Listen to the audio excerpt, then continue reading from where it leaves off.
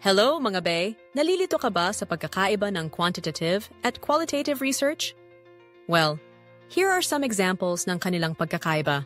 Ang qualitative research ay tumatalakay sa karanasan at opinyon, habang ang quantitative research ay sumusukat ng datos gamit ang estadistika.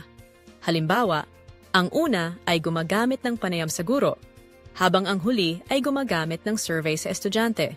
Sa pangangalap ng datos, ang qualitative research ay gumagamit ng open-ended na tanong, habang ang quantitative research ay structured. Halimbawa, ang una ay nag-i-interview tungkol sa emotion, habang ang huli ay gumagamit ng multiple-choice survey sa depression. Ang qualitative research ay subjective, habang ang quantitative research ay objective gamit ang numerical na pagsusuri. Halimbawa, ang una ay gumagamit ng focus group discussion sa customer, habang ang huli ay gumagamit ng rating scale. Mas maliit ang sample size ng qualitative research, habang mas malaki ito sa quantitative para sa generalizability. Halimbawa, ang una ay maaaring gumamit ng 15 ni estudyante, habang ang huli ay mangailangan ng mahigit sa 30 na respondents.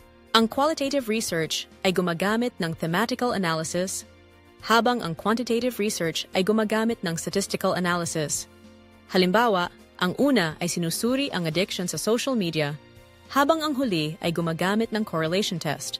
Sa pangangalap ng datos, ang qualitative research ay gumagamit ng panayam at observation, habang ang quantitative research ay gumagamit ng survey at eksperimento. Halimbawa, ang una ay nag-oobserba ng urbanization, habang ang huli ay gumagamit ng census data. Hanggang sa muli!